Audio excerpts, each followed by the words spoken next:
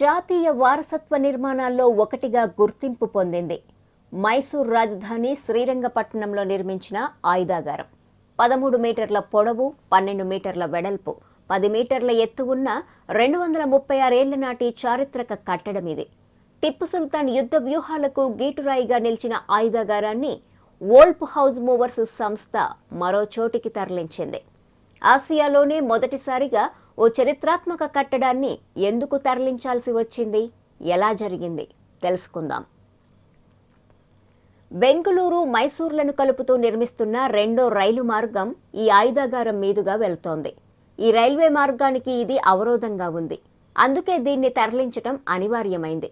క్రీస్తుశకం 1782, 1799 మధ్య పిరమిడ్ ఆకారంలో నిర్మించిన దీనిని తరలించాలనే ఆలోచన ఎప్పటినుంచో ఉన్నా క్లిష్టమైన ఈ ప్రక్రియను చేపట్టడానికి సరైన విధానం కోసం వేచి చూసి దీన్ని తరలించారు.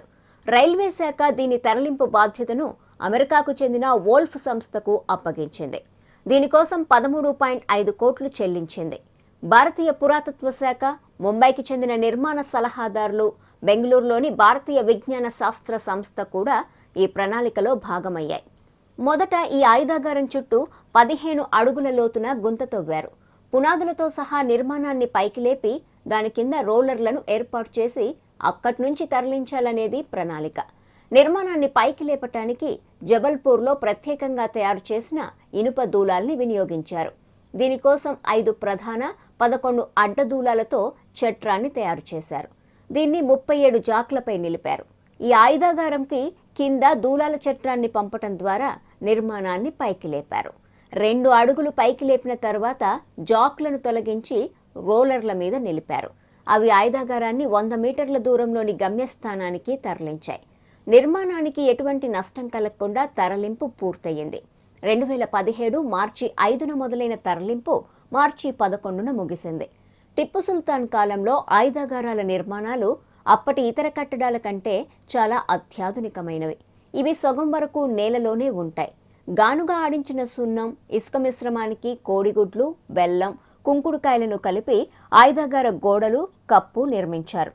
ఆయుధాలు ఎండవేడికి పేలిపోకుండా జాగ్రత్తగా అప్పట్లో దీనిని నిర్మించటం జరిగింది. టిప్పు సుల్తాన్ యుద్ధ వ్యూహాలలో ఆయుధాగారాలది కీలక పాత్ర. అలాంటి ఓ వారసత్వ కట్టడాన్ని యథాతథంగా మరో స్థలానికి తరలించటం ఆసియా చరిత్రలో ఇదే మొదలని రైల్వే, పురాతత్వ శాఖల అధికారులు చెబుతున్నారు. ఈ విధానం మున్ముందు మరిన్ని పురాతన చారిత్రక భవనాల్ని కూల్చకుండా తరలించేలా ఉపయోగపడుతుందని ఆశిద్దాం. ఈ వీడియో మీకు నచ్చినట్లయితే లైక్ చేయండి, షేర్ చేయండి, సబ్స్క్రైబ్ చేయటం మాత్రం మర్చిపోకండి.